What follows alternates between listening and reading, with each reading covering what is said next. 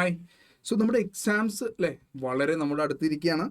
നമ്മുടെ പഠനങ്ങളൊക്കെ ഏകദേശം തീർത്തിട്ടുണ്ടാവും. അപ്പോൾ ലാസ്റ്റ് ഒരു സെഷനും കൂടെ ചെയ്യാമെന്ന് വിചാരിക്കുകയാണ്. ഈ സെഷനിൽ നമ്മൾ കവർ ചെയ്യുന്നത് കോമൺ എക്സാം മിസ്റ്റേക്സ് എന്തൊക്കെയാണെന്നുള്ളതും എങ്ങനെ നമുക്കത് അവോയ്ഡ് ചെയ്യാമെന്നുള്ളതാണ്. ഇത് ഞാൻ പറയുന്നതല്ല, ഞാനിത് എടുത്തിരിക്കുന്നതിനെ കുറിച്ചാണ്. As per ICAI examiners report. ഏതാണ് as per ICAI examiners report?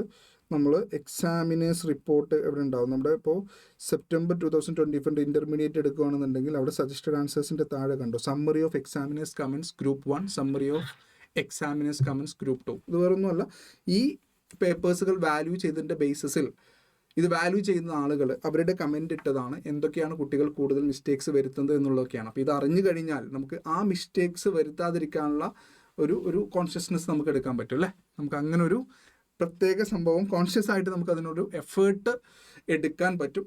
അപ്പോൾ നമുക്ക് എന്ത് ചെയ്യാൻ പറ്റും? ആ മിസ്റ്റേക്സ് വരുന്നത് കുറക്കാൻ പറ്റും, അല്ലെങ്കിൽ ആ മിസ്റ്റേക്സ് വരുത്താതിരിക്കാൻ പറ്റും. അപ്പോൾ നിങ്ങൾക്ക് ഇവിടെ കാണാം അല്ലേ, ഇപ്പോൾ ഓരോ പേപ്പർ വൈസ് ഉണ്ട്, ഓരോ ക്വസ്റ്റ്യൻ വൈസ് ഇവിടെ കൊടുത്തിട്ടുണ്ട്. ഓരോ ക്വസ്റ്റ്യനും എന്തൊക്കെ മിസ്റ്റേക്സ് ആണ് കുട്ടികൾ ചെയ്തിട്ടുള്ളത്, സ്റ്റുഡൻസ് ചെയ്തിട്ടുള്ളത് എന്നുള്ളതും എന്താണ് അവർക്കത് മാർക്ക് പോകാനുള്ള കാരണം എന്നുള്ളതും വളരെ കൃത്യമായിട്ട് തന്നെ ഇവിടെ കൊടുത്തിട്ടുണ്ട്. അപ്പോൾ സബ്ജക്റ്റ് വൈസ് നിങ്ങൾ കഴിഞ്ഞ തവണ എക്സാം എഴുതിയ ആളുകളാണെന്നുണ്ടെങ്കിൽ സബ്ജക്റ്റ് വൈസ് നിങ്ങൾക്കത് അറിയണം എന്നുണ്ടെങ്കിൽ തീർച്ചയായിട്ടും നിങ്ങൾ പോവേണ്ട ഒരു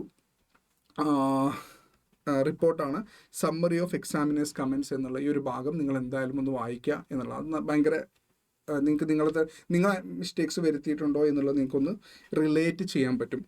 നമ്മളിവിടെ ചെയ്തിരിക്കുന്നത് ഇതിൻ്റെ സമ്മറിയാണ്. ഇതിൻ്റെ ഒരു സമ്മറി, അതായത് ഓരോ സബ്ജക്റ്റ് വൈസ് പോവാതെ ഇതിൻ്റെ ഒരു സമ്മറി. അതുകൊണ്ട് തന്നെ ഈ ഒരു സെഷൻ അല്ലെങ്കിൽ ഈ ഒരു വീഡിയോ ഇൻ്റർ ആണെങ്കിലും ഫൗണ്ടേഷൻ ആണെങ്കിലും നിങ്ങളത് വാച്ച് ചെയ്യണം എന്നുള്ളതാണ്. നിങ്ങൾക്കത് യൂസ്ഫുൾ ആയിരിക്കും എന്നുള്ളതാണ്. അപ്പോൾ ഇതിൽ പറയുന്ന മിസ്റ്റേക്സുകൾ ശരിക്കും ഈ 10 പോയിന്റുകളാണ്. ഇപ്പോൾ ഒരു സമ്മറി ആയിട്ട് എടുക്കുകയാണ്. എല്ലാ എക്സാമിനേഴ്സ് റിപ്പോർട്ടും കൂടെ എല്ലാ എക്സാമിനേഴ്സ് കമൻറ്റും കൂടെ നമ്മൾ എടുത്ത് നോക്കുകയാണെന്നുണ്ടെങ്കിൽ ഈ 10 പോയിന്റുകളാണ് അവിടെ മെൻഷൻ ചെയ്തിട്ടുള്ളത്. ഏതൊക്കെയാണ്? ഒന്ന്, ക്വസ്റ്റ്യൻസ് മിസ്ഇൻറ്റർപ്രറ്റ് ചെയ്യുന്നു. Then poor presentation, lack of structure ഇല്ലാതിരിക്കുന്നു. ലോ പോലത്തെ പേപ്പറിൽ നമ്മൾ എക്സാക്റ്റ് ലാംഗ്വേജ് ഉപയോഗിക്കാതിരിക്കുന്നു അല്ലേ. ന്യൂമറിക്കൽ ക്വസ്റ്റ്യൻസിൽ മിസ്റ്റേക്സ് വരുന്നു, കാൽക്കുലേഷനിൽ വ്യത്യാസം വരുന്നു, അല്ലെങ്കിൽ നിങ്ങൾ 1,10,000 ആവുന്നു, 0 കുറയുന്നു, 0 ആഡ് ആവുന്നു, ഇത്തരം കാര്യങ്ങൾ. കോൺസെപ്റ്റ്സും ഡെഫിനിഷൻസും ഒക്കെ തമ്മിൽ മിക്സ് ആവുന്നു. Then mismanagement, time correct manage ചെയ്യാത്തത് കൊണ്ട് തന്നെ ചില ക്വസ്റ്റ്യൻസ് എഴുതാനുള്ള സമയം കിട്ടാതിരിക്കുന്നു. ദെൻ തിയറിറ്റിക്കൽ ആൻസേഴ്സിൽ കീവേഡ്സ് ഉപയോഗിക്കാതിരിക്കുന്നു. Then lack of revision and exam practice, അതായത് ഇത് ശരിക്കും എക്സാമിനേഴ്സ് കമൻറ്റിൽ ഒരു ക്വസ്റ്റ്യൻ ബേസ് ചെയ്തിട്ട് പറയുമല്ല, ആ ക്വസ്റ്റ്യൻ തെറ്റാൻ കാരണം അവരുടെ എന്താണ്, റിവിഷൻ്റെയും എക്സാംസിൻ്റെയും ലാക്കാണ് എന്നുള്ളത്, എക്സാം പ്രാക്ടീസിൻ്റെയും കുറവാണ് എന്നുള്ളത് വളരെ കൃത്യമായിട്ട് എക്സാമിനേഴ്സ് തന്നെ അതിൽ പറയുന്നുണ്ട്. ദെൻ ഫുൾ ക്വസ്റ്റ്യൻ വായിക്കാത്തൊരു പ്രശ്നം കുട്ടികൾ കാണുന്നുണ്ട്. അപ്പോൾ അവർ ആൻസർ എഴുതുമ്പോൾ തന്നെ മനസ്സിലാവുന്നുണ്ട് അവർ ചില പോയിന്റ്സുകൾ വിട്ടത് കൊണ്ടാണ്, അല്ലെങ്കിൽ ചില പോയിന്റ്സ് അവർ കാണാത്തത് കൊണ്ടാണ് എന്ത് വരുന്നത്, ആ ഒരു പ്രശ്നം വരുന്നത് എന്നുള്ളത്. Then leaving question blank instead attempting, അതായത് ചില ക്വസ്റ്റ്യൻ കംപ്ലീറ്റ് ആയിട്ട് കുട്ടികൾ വിടുന്നു. ചിലപ്പോൾ സമയമില്ലാത്തത് കൊണ്ടായിരിക്കാം, ചിലപ്പോൾ അവരത് അറിയുന്നുണ്ടാവില്ല. എന്നാൽ പോലും അതിൽ ചില ഭാഗങ്ങൾ നമുക്കിപ്പോൾ CA ഇൻ്ററിൻ്റെ DTയുടെ ഒക്കെ ആണെന്നുണ്ടെങ്കിൽ അതിലൊരു MCQ ക്വസ്റ്റ്യൻ കണ്ടില്ലേ, അത് തെറ്റായിരുന്നു. അപ്പോൾ അതിന് ഫുൾ മാർക്ക് കിട്ടും. അപ്പോൾ ചില ക്വസ്റ്റ്യൻസ് നിങ്ങൾക്ക് സമയം ഉണ്ടെന്നുണ്ടെങ്കിൽ നിങ്ങൾ എന്ത് ചെയ്യരുത്, ആൻസർ ചെയ്യാതെ വിട്ടുപോകരുത്. നിങ്ങൾക്ക് അതിൽ നിങ്ങൾക്ക് എന്താണോ അറിയുന്നത്, അല്ലെങ്കിൽ അവിടെ നിങ്ങൾക്ക് ഒരു വീക്കിലൊക്കെ ചെയ്യാൻ പറ്റുന്നു, കുറച്ച് ഗ്യാസൊക്കെ ഇടാന്നുള്ളതാണ്. ഏറ്റവും ലാസ്റ്റായിട്ട് ഇടുമ്പോൾ പ്രശ്നമില്ല. ആൾറെഡി നിങ്ങൾ എഴുതിയ ക്വസ്റ്റ്യൻസ് എല്ലാം അവർ വാല്യൂ ചെയ്ത് കഴിഞ്ഞു കാണുമല്ലോ. തുടക്കം തന്നെ ഗ്യാസ് ആയാലാണ് പ്രശ്നം ഉള്ളത്. അപ്പോൾ ഇത്രയാണ് ഈ ഒരു 10 പോയിന്റ്സുകളാണ് എക്സാമിനേഴ്സ് കമൻസിൽ, ICAIയുടെ തന്നെ എക്സാമിനേഴ്സ് കമൻസിൽ പറയുന്ന കുട്ടികൾ വരുത്തുന്ന മിസ്റ്റേക്സ്, അല്ലെങ്കിൽ സെപ്റ്റംബർ 24 വരുത്തിയ മിസ്റ്റേക്സ് ഇതൊക്കെയാണ്. അപ്പോൾ ഇത്തരം കാര്യങ്ങൾ നമ്മൾ വരുത്താതിരിക്കുക എന്നുള്ളതാണ്. അപ്പോൾ നമുക്കിതിന് എന്ത് ചെയ്യാൻ പറ്റും എന്നുള്ളതും കൂടെ നമുക്ക് ഈ വീഡിയോയിൽ ഒന്ന് കവർ ചെയ്ത് നോക്കാം. Okay, so first misinterpreting the questions correct നമ്മൾ മനസ്സിലാക്കുന്നില്ല, അല്ലെങ്കിൽ നമ്മളത് മിസ്ഇൻറ്റർപ്രറ്റ് ചെയ്യുന്നു എന്നുള്ളതാണെങ്കിൽ എന്താ നമുക്ക് ചെയ്യാൻ പറ്റുക? ക്വസ്റ്റ്യൻസ് നന്നായി വായിക്കുക എന്നുള്ളതാണ് അല്ലേ. അപ്പോൾ അതിന് നമുക്ക് ചെയ്യാൻ പറ്റും. നമ്മുടെ കൂൾ ഓഫ് ടൈം ഉണ്ടല്ലോ, അതായത് നമുക്ക് ഫസ്റ്റ് ഒരു 15 മിനിറ്റ്സ് തരുന്നുണ്ട്. ആ സമയത്ത് തന്നെ ക്വസ്റ്റ്യൻസ് കറക്റ്റ് പ്ലാൻ ചെയ്യുക. ഏത് ഞാൻ ആദ്യം എഴുതും, ഈ ക്വസ്റ്റ്യൻ്റെ റിക്വയർമെൻറ്റ് എന്താണ് എന്നുള്ളതൊക്കെ ഐഡൻറ്റിഫൈ ചെയ്യുക. പെൻസിൽ കൊണ്ട് ചെറുതായിട്ട് ആ സൈഡിലൊക്കെ ഒന്ന് എഴുതി വെക്കുക. ക്വസ്റ്റ്യൻ പേപ്പർ തന്നെ സൈഡിലൊക്കെ ഒന്ന് എഴുതി വെക്കുക എന്നുള്ളതൊക്കെയാണ് ഞാനൊക്കെ ചെയ്തിട്ടുണ്ടായിരുന്നത്. അത് തന്നെ ചെയ്യുക എന്നുള്ളതാണ്. എന്നാൽ പോലും ചില സമയത്ത് നമ്മൾ ആൻസർ വരുമ്പോൾ അയ്യോ ഇതായിരുന്നോ ക്വസ്റ്റ്യൻ എന്നൊക്കെ നമുക്ക് തോന്നും. അപ്പോൾ ക്വസ്റ്റ്യൻ നന്നായിട്ട് വായിക്കുക, ഒരു ട്വൈസ് എങ്കിലും നമ്മളിത് വായിക്കുക എന്നുള്ളതാണ് ഇതിനുള്ളൊരു പോംവടി എന്നുള്ളത്. അപ്പോൾ ഫസ്റ്റ് നമ്മൾ കൂൾ ഓഫ് ടൈമിൽ ഒരു ഓവറാൾ വ്യൂ ഉണ്ടായിരിക്കുക. ഏതൊക്കെയാണ് ക്വസ്റ്റ്യൻസ് ചോദിച്ചിരിക്കുന്നത്, ഏതൊക്കെ ഭാഗത്തു നിന്നാണ് ചോദിച്ചിരിക്കുന്നത്, ഏതൊക്കെ ചാപ്റ്റേഴ്സ് നിന്നാണ് ചോദിക്കുന്നത് എന്നുള്ളതൊന്ന് ഐഡൻറ്റിഫൈ ചെയ്ത് വെക്കുക. എന്നിട്ട് അത് മാർക്ക് ചെയ്യുക. ഏത് ഞാൻ ഫസ്റ്റ് എഴുതും എന്നുള്ള തീരുമാനങ്ങളൊക്കെ എടുക്കുക എന്നുള്ളതാണ് ചെയ്യാൻ പറ്റുക. ഐഡൻറ്റിഫൈ ഇഫ് ആസ്ക് പ്രൊവിഷൻ ആണോ, കാൽക്കുലേഷൻ ആണോ, റീസണിങ് ആണോ, അത് ഐഡൻറ്റിഫൈ ചെയ്യുക എന്നുള്ളതാണ് അല്ലേ. അപ്പോൾ നമ്മൾ ആ സമയത്ത് തന്നെ എന്ത് ചെയ്യുക, ഐഡൻറ്റിഫൈ ചെയ്യുക. അവർ ചോദിച്ചിരിക്കുന്ന ഏതെങ്കിലും പ്രൊവിഷൻ ബേസ് ചെയ്തിട്ട് ഏതെങ്കിലും പ്രൊവിഷൻ എഴുതാനാണോ, അല്ലെങ്കിൽ എന്തെങ്കിലും കാൽക്കുലേഷൻസ് ആണോ, അല്ലെങ്കിൽ എന്തെങ്കിലും റീസണിങ് ആണോ ചോദിച്ചിരിക്കുന്നത് എന്നുള്ളതൊക്കെ മനസ്സിലാക്കുക. ഇതിന് വേണ്ടിയിട്ട് നമ്മൾ എന്ത് ചെയ്യുക, ഫസ്റ്റത്തെ ഒരു കൂൾ ഓഫ് ടൈം ഉണ്ടല്ലോ, ആ ഒരു സമയം നന്നായിട്ട് സ്പെൻഡ് ചെയ്യുക എന്നുള്ളത് തന്നെയാണ് നമുക്ക് ചെയ്യാൻ പറ്റുന്നത്. Then poor presentation, lack of structure. ഇതാണ് രണ്ടാമത് അവർ പറഞ്ഞൊരു പ്രശ്നം.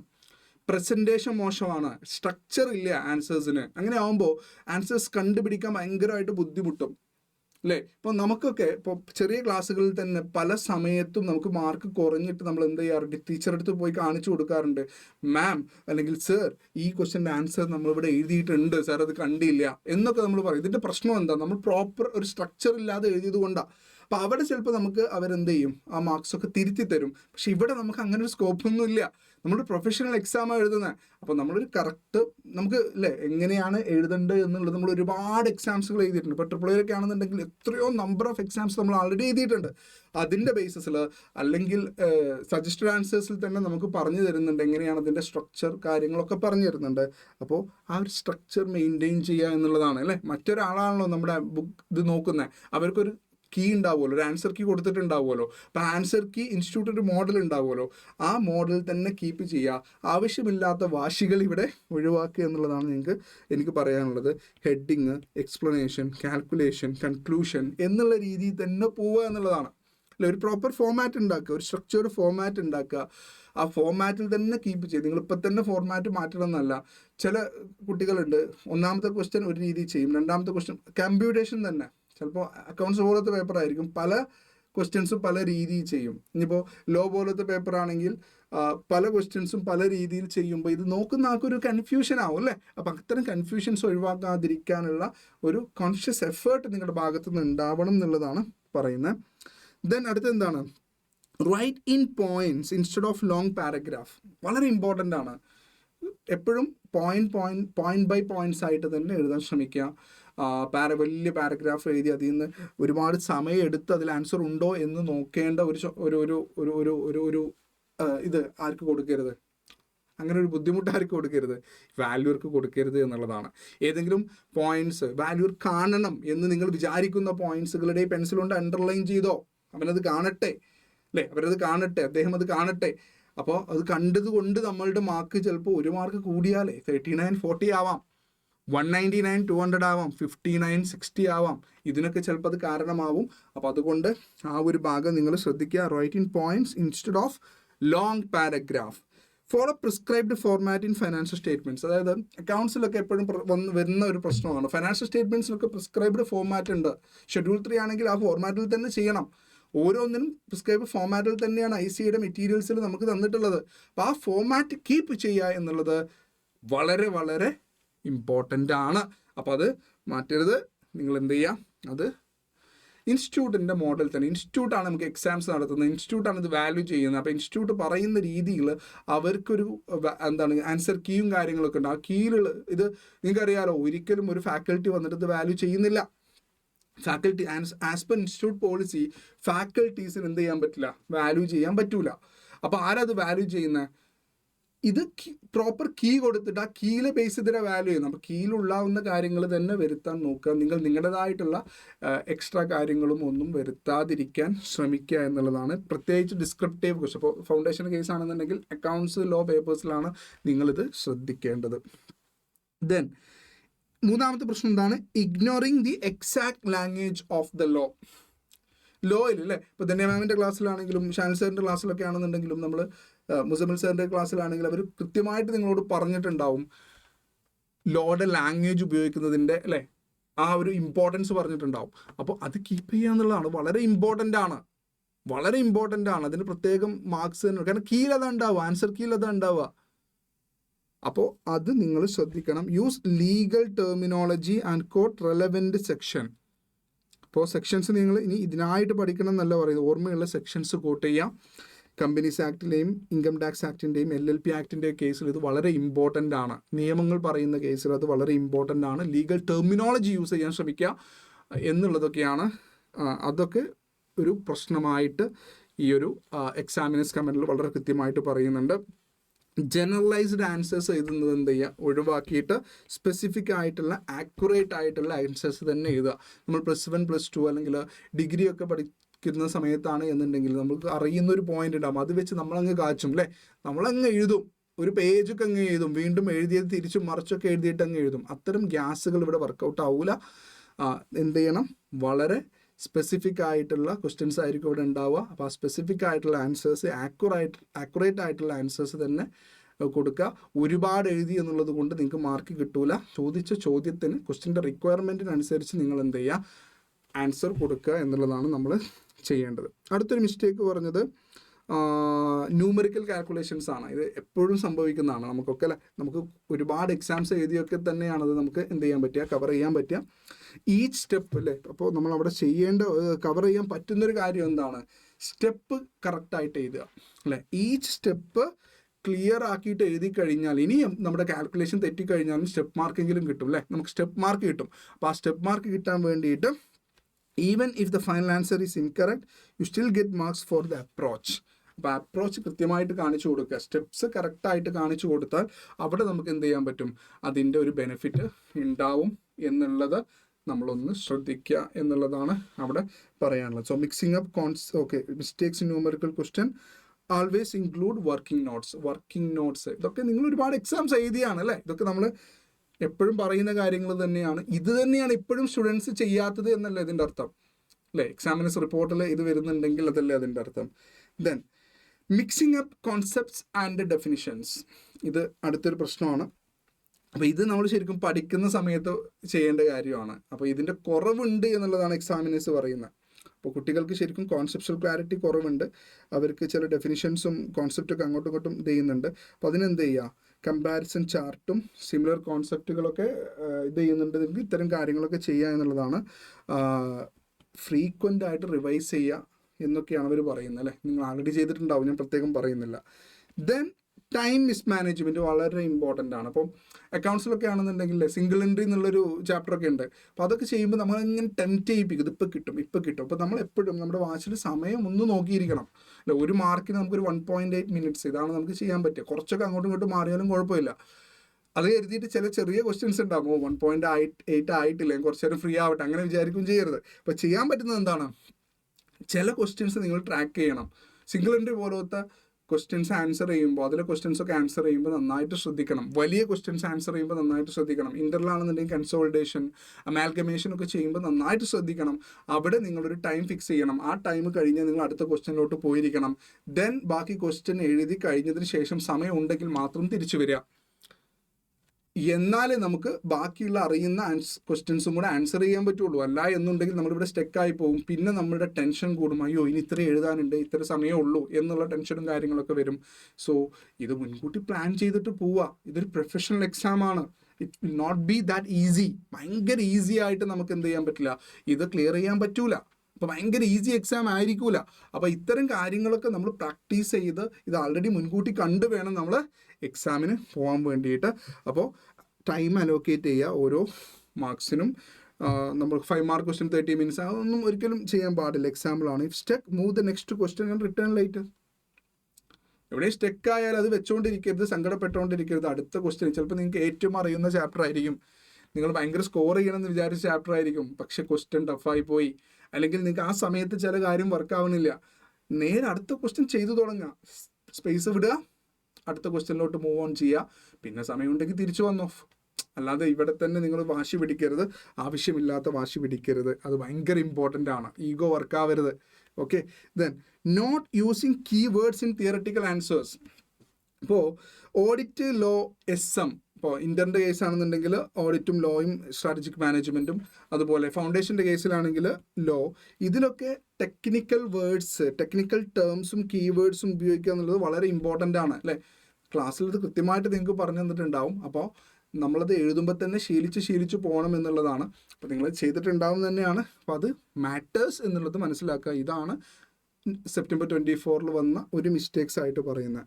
Underline important points to make them stand out അല്ലേ. ചില ടെക്നിക്കൽ വേർഡ്സ് നിങ്ങൾ ഉപയോഗിച്ചിട്ടുണ്ട്, ടെക്നിക്കൽ ടേംസ് നിങ്ങൾ ഉപയോഗിച്ചിട്ടുണ്ടാവും. പക്ഷെ അത് കാണാൻ ഭയങ്കര ബുദ്ധിമുട്ടായിരിക്കും. അല്ലെങ്കിൽ നിങ്ങൾ എഴുതി വന്നപ്പോൾ അത് പോയിന്റ് ബൈ പോയിന്റ് ആയിരിക്കുമല്ലോ എഴുതിയിട്ടുണ്ടാവുക. അപ്പം അങ്ങനെയാണെങ്കിൽ ഇൻ ബിറ്റ്വീൻ ലൈൻസ് ഒക്കെയാണ് എന്നുണ്ടെങ്കിൽ നിങ്ങൾ എന്ത് ചെയ്യുക, അവിടെ അത് കറക്റ്റായിട്ട് അണ്ടർലൈൻ ചെയ്ത് വെക്കുക എന്നുള്ളതാണ്. ദെൻ ഇവർ പറയുന്നൊരു പ്രശ്നം, റിവിഷൻ എക്സാംസിൻ്റെ പ്രാക്ടീസ് ഭയങ്കരമായിട്ട് പറയുന്നുണ്ട്, അതിൻ്റെ കുറവ് ഭയങ്കരമായിട്ട് പറയുന്നുണ്ട്. നിങ്ങൾക്കറിയാലോ, നിങ്ങളെല്ലാവരും solve past papers and timed conditions വളരെ ഇമ്പോർട്ടൻ്റ് ആണ്. ഞാനൊക്കെ ചെയ്തിട്ടുണ്ടായിരുന്നു.